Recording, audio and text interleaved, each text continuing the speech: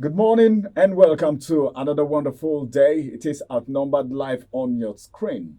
And this is about that time where we bring you to speed with the headlines for the day. My name is Ramsey Enoch, and of course, I have Christopher in the studio. Christopher Sunday. Good morning. Good morning, Christopher. Thank God it is Friday. TGIF. Yes, I'm going to host all of you. Oh, he's always promising. I don't know if you've noticed that. I waited for you last He's week always at promising. Transcorp. None of you came. You promised So- Antonia the other time. Yes, and he did not he fulfill didn't the fulfill it. promise. So Yes. please. Ask her, didn't I invite her to meet me somewhere? But I was somewhere. busy. Oh. Somewhere at 5 minutes to the time. To how the do you time. how do you want me to meet up with that? Then the only lady that is been outnumbered this morning, Antonia. Good morning, Antonia. Good morning, Mokolo. Ramsey. Happy new month. Same here. Well, Oh, that is true. March is here. Oh my. Oh, you God. never knew? Ah. You're still living in February. Today is 31st or Please come to 30th. the Today is present. first, Come to of the course. present. All right, the first paper for the day is the Daily Independent newspaper, and of course, I'm going to be bringing you to speed with some of the headlines. And the big story on the Daily Independent says a protest strikes 9 months into new government unacceptable, coming from the president of the Federal Republic of Nigeria. Then 3 riders to that story. The first rider says, once Labour, they are not the only voice in Nigeria. Then the second rider says, opens red line, says Lagos example of how vision exalts democracy. The last rider to that story says to flag off distribution of 42,000 MT of grain next week. I think that's a good one. All right, let me move to the next one, which says troops kill 974 terrorists in February, arrest 621. The details of that you can get on page 6 of the Daily Independent newspaper. And the last that I will be taking from here is go beyond implementation of Orosaye's report. Obi tells Tinubu it is not just about the implementation. I felt a committee would have been set up to look at this report because this report is 12 years ago. Is it going to synchronize well With the reality of time? That's what they would have done instead of just running into implementing it. It was supposed to have been implemented long ago, but for the fact that there is no continuity in governance in Nigeria, No. and it's part of the reason I think why it has not maybe been implemented until now. I think I have a contrary opinion to that. Nigeria 12 years ago was better than the present day Nigeria. And so this is the right time. If there was a call for the merger of those, ministries in 12 years ago, now they should even double it to 3 instead of 2. They should look for national troop, national theater, and another similar stuff again to join, or even crash one of them totally. Okay, so what you're trying to say is that this report was not supposed to have No, what I'm trying to say, like implementation. 12 no, years they should ago when implement it, was but they should go proposed. further. That is why the place of review is very, very necessary. If 12 years ago, when a dollar was about 211, a dollar is 211 naira, and then now a dollar is 1,600 as at yesterday.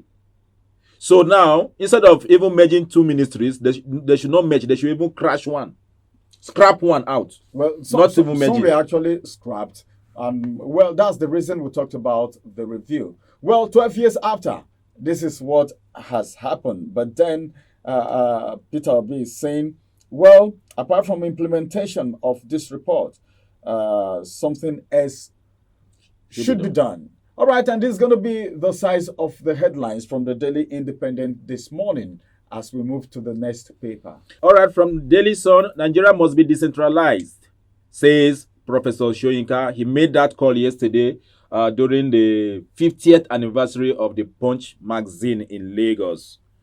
And that story you will find at page 6 of the Daily Sun newspaper. Peter Obi slams CBN's new interest rate, CRR hikes, warns of more economic hardship, job losses in Nigeria.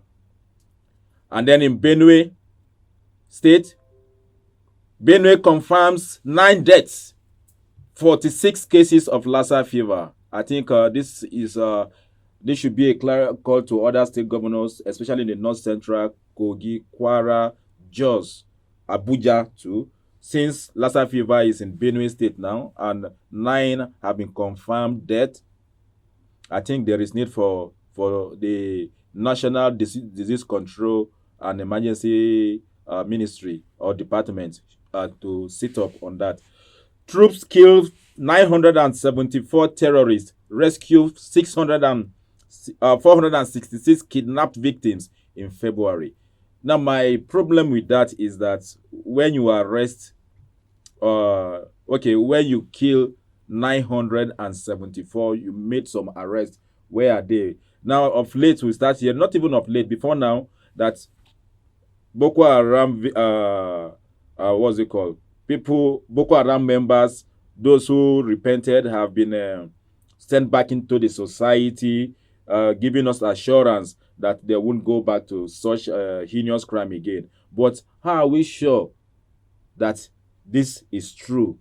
Have they been taken care of? Have they been given proper attention, psychological rehabilitation to this effect? That will be the story for now. You can find that story on page 4 of the Sun newspaper. And then the big story there is Tinubu angry with NLC, says calling for strike in 9 months unacceptable, vows to continue with reforms and to fight corruption. Commission's red lines in Lagos. That again you will find on page 6 of Daily Sun. That will be the size of our review from the Daily Sun this morning. All right, on the Daily Trust newspaper today, the first headline we'll be taking is actually the big story. Residents protest kidnapping, block Kaduna Abuja highway. And we have 2 riders to that headline. Worshippers abducted in Zamfara. Bandits burn health facility and houses in Katsina. We can get the details of that story on page 4 of the Daily Trust newspaper. And the next headline we'll be taking, Tinubu travels to Qatar with 38-man delegation. The details of that story is on page 6 of the Daily Trust newspaper. And finally, on the Daily Trust newspaper, reps to Tinubu review Oronsaye's report before implementation.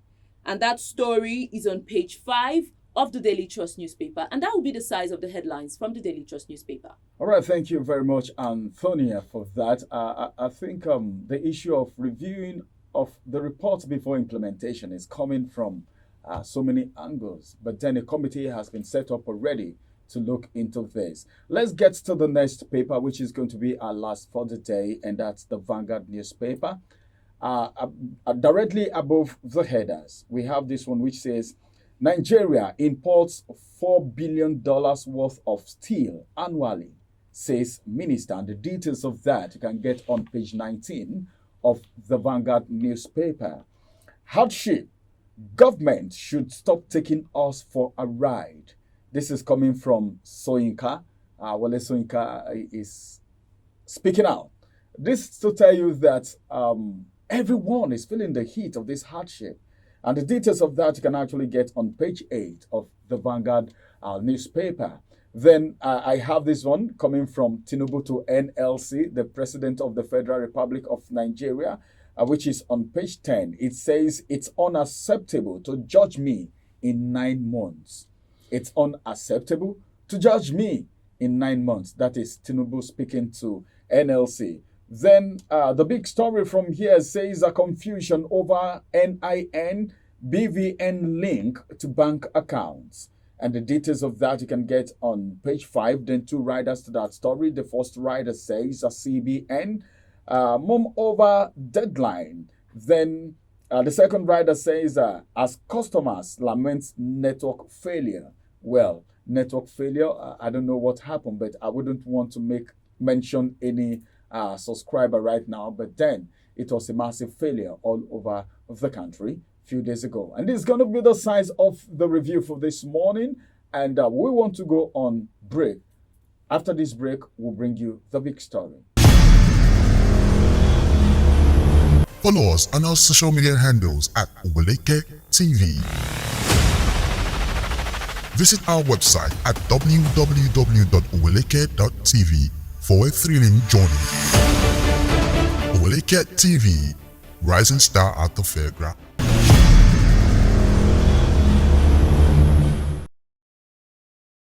Welcome back from that break. Thank God it is Friday once again. I think everything is going on the way it is supposed to go, especially when it's weekend. You know how it happens. Then the big story comes in.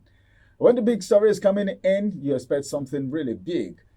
Now, the reality is showing everywhere. It is not a hidden thing anymore that the hardship has eaten deeply into the fabrics of the society. Everyone is feeling the heat. Then Tinubu is angry with NLC. From the Sun newspaper this morning, in one of the headlines, you heard us say, Tinubu angry with NLC. That's going to be the big story for the day. A hungry man is an angry man. And people are protesting. People are saying so many things. NLC, what they did is just to front this cause. Okay? And people were even angry that NLC came up the second day to say they have suspended the strike because they were under threat. Threat from who? We don't know. This and so many things are the matters arising this morning. Okay? And of course, there are some riders to that story. Says calling for strikes in 9 months unacceptable. Why? See, I think what I feel this administration should do is go back to the drawing table, right? Why this strike? 1, 2, 3, 4 strikes in 9 months? What's happening? What's the problem? Where are we not getting it right? This is what they should do, not getting angry with NLC. If you are angry with NLC, will you be angry with all Nigerians? Nigerians are protesting. Protesters hit the road in Niger State, in Oyo State, and in other parts of the country. So you don't have to be angry with NLC, even though this strike is coming in and it's 4 times in 9 months of your administration, he said, is unacceptable. And he vowed to continue with reform to fight corruption. Well, I don't know. If you want to fight corruption, why not just pick the people corrupt and treat their mess or whatever? Well, anyway, when 2 elephants fight, the ground suffers. Let me allow my colleagues add their voice to the conversation.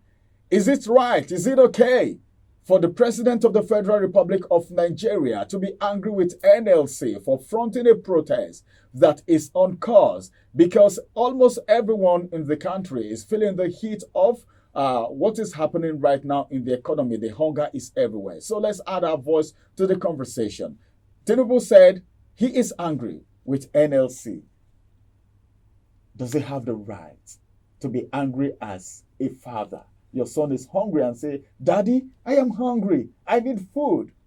And you said, why would you ask me? Why would you ask me? Why would you ask me? I'm angry. I don't know. But then I'm just trying to liken the situation to that anyway. To that scenario. So what do you think? Tinubu being angry with NLC. Is it in order? The reason why he's angry, he said, why 4 strike actions in just my 9 months, okay, of administration of coming into office? So what would you have to say about this, Tonya? His anger is not bringing solutions to the table. For 4 strikes to have occurred in your 9 months of being in office, what were when the first strike occurred? What was the resolution? What was the agreement reached before the second strike came up? It goes to show that Tinubu is not listening to the pleas of Nigerians. He's not listening to their cry. Because if the NLC, the Organized Labour, and other organizations have protested in the past, have gone on strike, even ASU have gone on strike, and they've brought their demands. And definitely there was a roundtable meeting where you reached an agreement. And they are going on another strike. That means there's a breach of agreement somewhere. It means he's not listening. It means he's not bearing the pain of the people in his heart. He's concentrated on what he has on his mind and he's not listening to Nigerians. And they will keep protesting. They will keep going on strikes because you as a president have to listen to them. You are there to rule them. You are there to serve the people. You're not just there because, yes, he said Emilokon is his turn, but that doesn't mean you just come and do what you are ruling people, for crying out loud.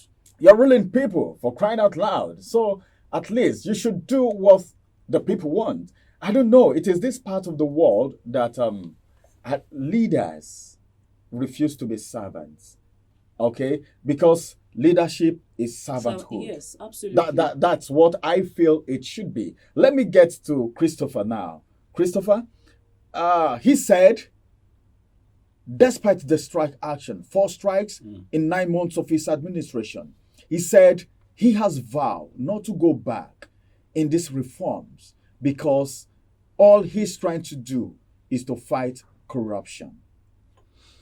Well, I think the president of the Federal Republic of Nigeria is not at home with the reality on ground, probably because he was already a billionaire before he became president. By implication, he is the richest president in Africa right now.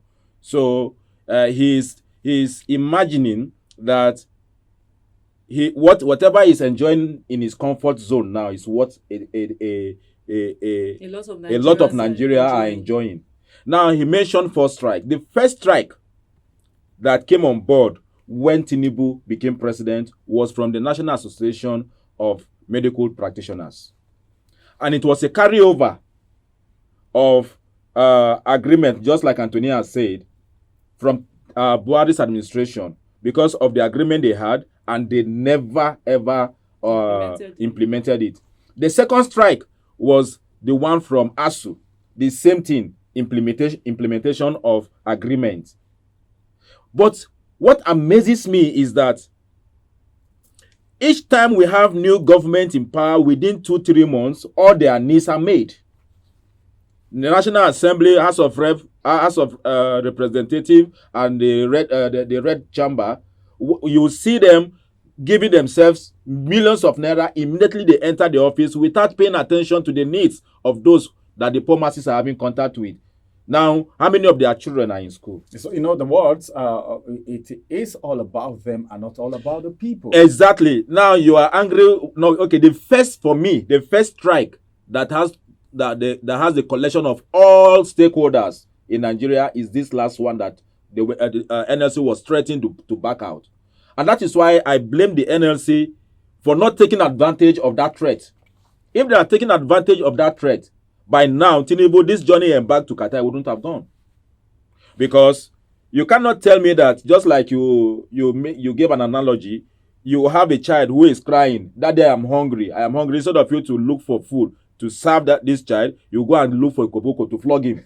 Now, why are you crying that you are hungry? Whose responsibility is it to fix the problem of this country? All right. It is the responsibility of all the government agencies, the president, National Assembly, House of Rep, for them to sit down now. Last week, I made and I gave what's it called? Example of intention and action.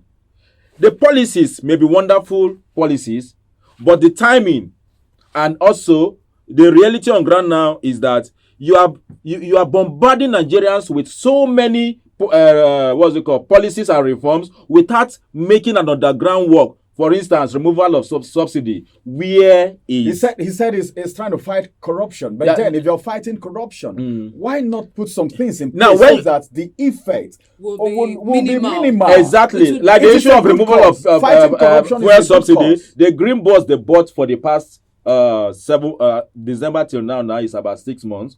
It's now they are launching the green bus or green buses. How many of those green buses are in Abuja? Where are they? Just this morning, one of our staff said yesterday there was scarcity of bus for him to go back to his house. I experienced the same thing too. Where is the fuel and where is the money? People are struggling every day in this country without seeing one what's it called, benefit of their struggle because of bad policies, bad reforms that are untimely and also lacks human face. All right. Human face. All right. That is from Antonia and of course Christopher. And this is where we are at this very particular point in time. I think the people are still hungry. And if nothing is being done, I don't know. I'm afraid there might still be some protests. But then NLC seems not to be helping matters. Now, but as it is, sorry, Ramsey, talk about NLC. For goodness sake, I also said here the day before yesterday that some of those guys in NLC also do not have any other job doing apart from being leaders of Nigerian Labour Congress. The truth is this. And the only thing they have now is NLC is their office, and they use it as a bargaining factor. And that is where the problem is. And that's where the problem is. They feel, well, this is their office. That is where they make their money from. So by the time they get to the negotiation table, they are easily bought over. The negotiation is their own interest. It's to not the interest of the people. Not the interest of the people, because that is where their daily bread comes from. And that is why TUC so why would I sacrifice my life? That is why, Antonia, that is why TUC also back out of the strike, because most times they don't even know what NLC discussed. You see TUC backing out. Most times you see TUC backing out. You see sometimes they will call NLC and TUC. Then later you see that only NLC will attend the meeting. TUC will back out. You know, this, I don't know. But then I think something needs to be done. There are lots of irregularities. In fact, the NLC should be overhauled. Represent the interests of the people, not personal interests. All right. Well, we can't finish talking about this, but as a matter of fact, we want to say the president shouldn't be angry with NLC, because being angry with NLC now is being angry with all Nigerians. But if it is for another thing that they are being angry with NLC, good and fine. But if it is for the protests that came up as a result of the hunger in Nigeria, then they should at least mellow down and not be angry with NLC and Nigerians, but then try to proffer solution to this problem. And this is going to be the size of today's review. And want to say thank you very much, Antonia, for adding your voice to the conversation. Thank you, Christopher, for adding your voice to the conversation. Thank you. Have a beautiful day and a beautiful and wonderful weekend ahead of you. Bye-bye for now. My name is Ramsey Ena.